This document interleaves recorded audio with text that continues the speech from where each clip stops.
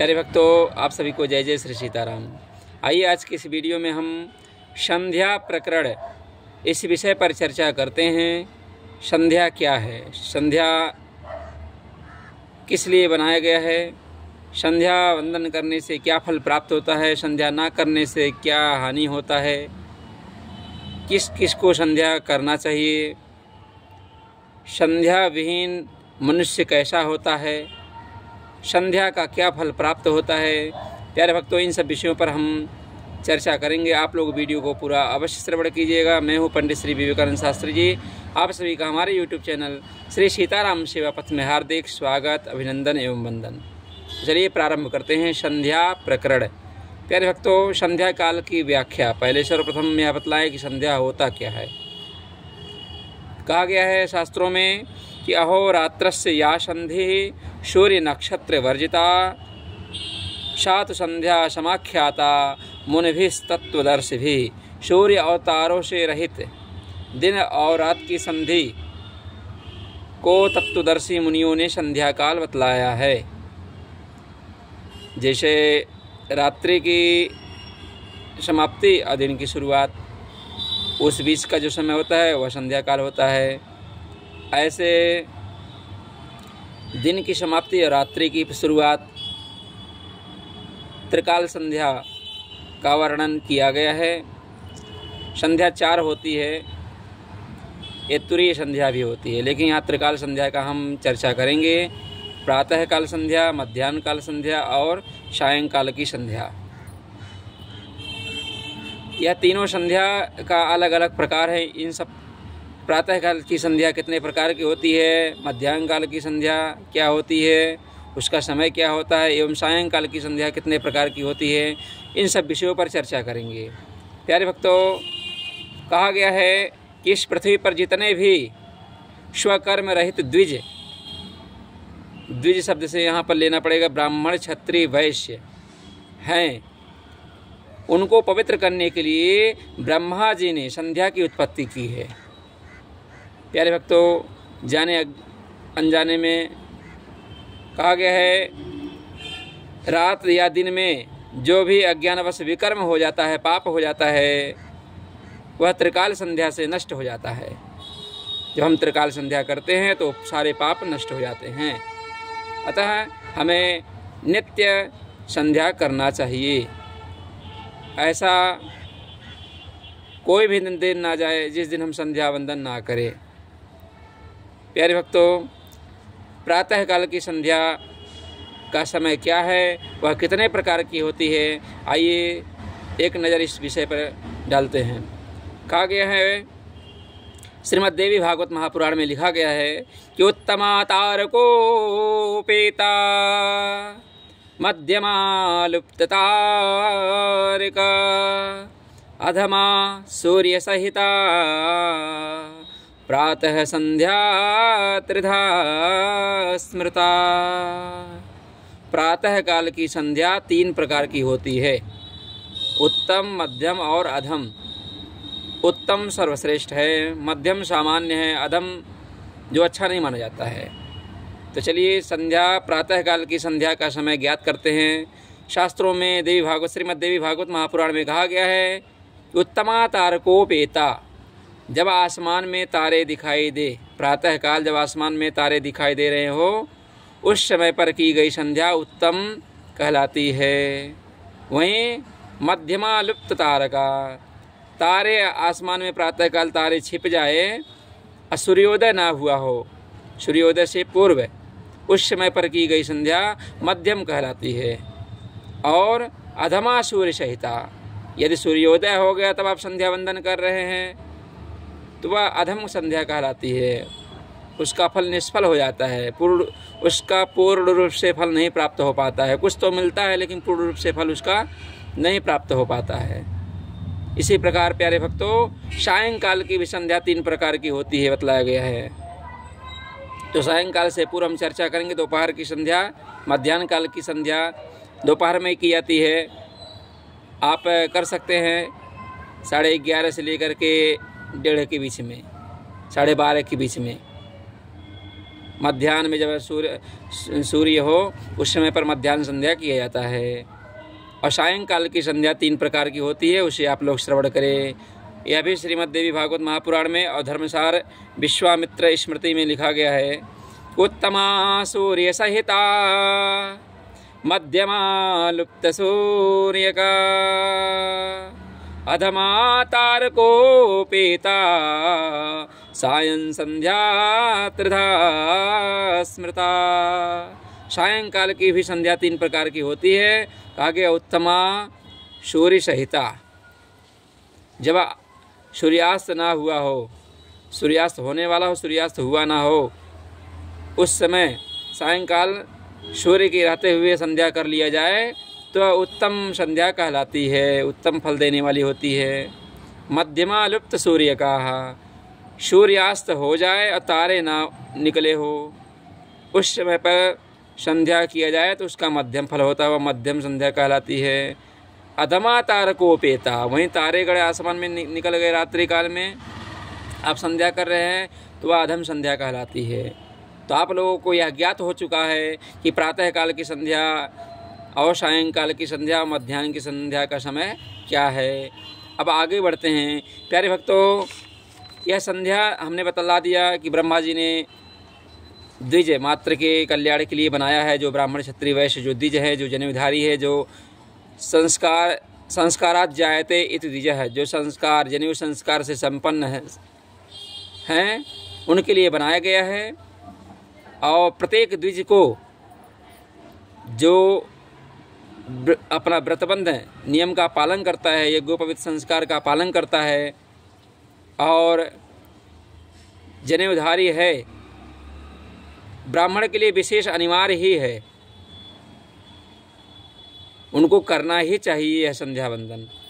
जो नहीं करता है उसको क्या हानि होता है वह भी बतलाया गया शास्त्रों में। एक नज़र डालते हैं। कहा गया है श्रीमद् देवी भागवत महापुराण में, संध्यायेन न विज्ञाता संध्यायेनानुपासिता जीवमानो भवेच्छुद्रो मृतः स्वाचाभिजायते। प्यारे भक्तों, कहा गया है कि जिसने संध्या का ज्ञान नहीं किया, संध्यायेन न विज्ञाता, जिसने संध्या का ज्ञान नहीं किया, संध्यायेनानुपासिता, जिसने संध्या की उपासना नहीं की, जीवमानो भवेत् क्षुद्रो, वह द्विज, फिर यहाँ द्विज की ही बात कही गई है, जीते जी जीवित रहते हुए भी शूद्र के समान है। अमृतः स्वाचा अभिजायते, मरने के बाद कुत्ते आदि की योनि को प्राप्त होता है। अभिजायते आगे कहा गया है कि संध्याहेनो शुचिर्नित्या मनर्हः सर्वकर्मसु यदन्यत् कुरुते कर्म न तस्य फलभाग भवेत्। ब्राह्मण क्षत्रिय वैश्य आदि संध्या नहीं करे तो वे अपवित्र हैं सर्वदा, यदि वो संध्या वंदन नहीं करते हैं तो, और उन्हें किसी भी पुण्य कर्म के करने का फल प्राप्त नहीं होता है। अतः प्यारे भक्तों, आप सभी से करबद्ध प्रार्थना है, आप सभी लोग संध्या वंदन अवश्य करें। सभी द्विज से, सभी ब्राह्मण बंधुओं से प्रार्थना है, आप लोग संध्या वंदन अवश्य करें। त्रिकाल संध्या नहीं कर सकते हैं तो 2 काल प्रातः और सायंकाल की करें। 2 काल भी नहीं कर सकते हैं तो प्रातः काल की संध्या अवश्य करनी चाहिए। प्यारे भक्तों, आगे कहा गया है कि संध्या की स्तुति गाई गई है कि संध्या कहा गया है कि विप्रो वृक्षो मूलकान्यत्र संध्या वेदाः शाखाः धर्मकर्माणि पत्रम् तस्मान्मूलं यत्नतो रक्षणीयं छिन्ने मूले नैव वृक्षो न शाखा। कहा गया ब्राह्मण रूपी वृक्ष का मूल संध्या है। ब्राह्मण को अवश्य ही संध्या वंदन करना चाहिए। जो ब्राह्मण संध्या वंदन नहीं करता वह नष्ट हो जाता है, क्योंकि मूल ब्राह्मण रूपी वृक्ष का मूल संध्या है। और कहा गया है 4 वेद शाखाएं हैं, वेदाः शाखा, धर्म कर्म आड़ि पत्रम, धर्म और कर्म पत्ते हैं उस वृक्ष के। तस्मान मूलम यत्नतो रक्षणीयम, अतः हमें मूल की रक्षा करनी चाहिए। जड़ की रक्षा करेंगे तभी तो वृक्ष बचेगा, तभी शाखा बचेगी, तभी पत्ते बचेंगे। नहीं तो छिन्ने मूले नहीं वृक्षो न शाखा, यदि मूल नष्ट हो जाएगा, जड़ नष्ट हो जाएगा तो ना शाखा बचेगा, ना पत्ते बचेंगे, न कुछ भी, ना वृक्ष बचेगा, कुछ भी नहीं बचेगा फिर। तो ब्राह्मण रूपी वृक्ष का मूल क्या है? संध्या है। अतः प्यारे भक्तों, ब्राह्मण बंधुओं को अवश्य संध्या वंदन करना चाहिए। एक काल की संध्या अवश्य करनी चाहिए, गायत्री जप अवश्य करना चाहिए। प्यारे भक्तों, आगे कहा गया है संध्या का महिमा भी है। ऐसा नहीं कभी भी संध्या कर लो उसका फल मिलेगा। कहा गया स्वकाले सेविता संध्या नित्यम काम दुघा भवेत, अकाले सेविता सा च संध्या वंध्या वधूरिव। कहा गया समय पर की गई संध्या इच्छानुसार फल देती है, फिर आप जो चाहोगे वो मिल जाएगा आपको, समय पर आप संध्या वंदन करते हैं तो। और कहा गया है बिना समय पर की गई संध्या वंध्या स्त्री के समान है, वो फलदायिनी नहीं होती है। फिर प्यारे भक्तों, आगे कहा गया है कि संध्या वंदन कहाँ करना चाहिए, इसका जगह बतलाया गया है कि कहाँ पर करने से क्या फल मिलता है, उसको भी आप लोग जान लें। कहा गया है गृहेषु तत्समासंध्या गोष्ठे शतगुणा स्मृता, नद्यां शतगुणा प्रोक्ता, नद्यां लक्ष्यगुणा प्रोक्ता, अनंता शिव सन्निधौ। प्यारे भक्तों, आगे कहा गया है गृहेषु तत्समा संध्या, घर में जो संध्या वंदन किया जाता है वह 1 गुना फल देती है। वहीं गोष्ठे शतगुणा स्मृता, गोष्ठे मतलब गौशाला, जहाँ गाय माता बांधी जाती है, गौ माता रहती हैं, वहाँ पर संध्या वंदन किया जाए तो 100 गुना फल मिलता है, प्राप्त होता है। और नद्याम लक्ष्य गुणा प्रोक्ता, नदी किनारे, तीर्थों में नदी के किनारे इत्यादि पर संध्या वंदन किया जाए तो 1,00,000 गुना फल प्राप्त होता है। और अनंता शिव सन्निधौ, देवाधिदेव महादेव भगवान भोलेनाथ बाबा रक्षानाथ के सानिध्य में शिवलिंग के पास में संध्या वंदन करने से अनंत गुना फल प्राप्त होता है। प्यारे भक्तों, एक बात और है संध्या वंदन से संबंधित, उसमें बात आती इसलिए बतला दे रहे हैं। कहा गया है कि पाद शेषम पेत शेषम संध्या शेषम तथैव च, शुनो मूत्र समम तोयम पीत्वा चांद्रायणम चरेत।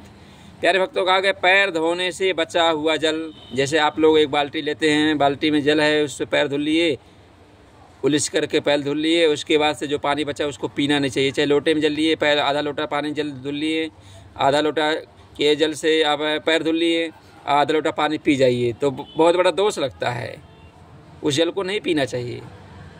पाद से सम, पैर धुलने से बचा हुआ जल को कभी भी नहीं पीना चाहिए। पीत से सम, पीने से बचा हुआ जल, जैसे मान लीजिए 1 लोटा जल है, चाहे 1 गिलास जल है, आप उसको आधा गिलास पी लिए, फिर आधा गिलास रख दिए, 1 घंटा 2 घंटा बाद, तो नहीं पीना चाहिए, वो अशुद्ध हो जाता है।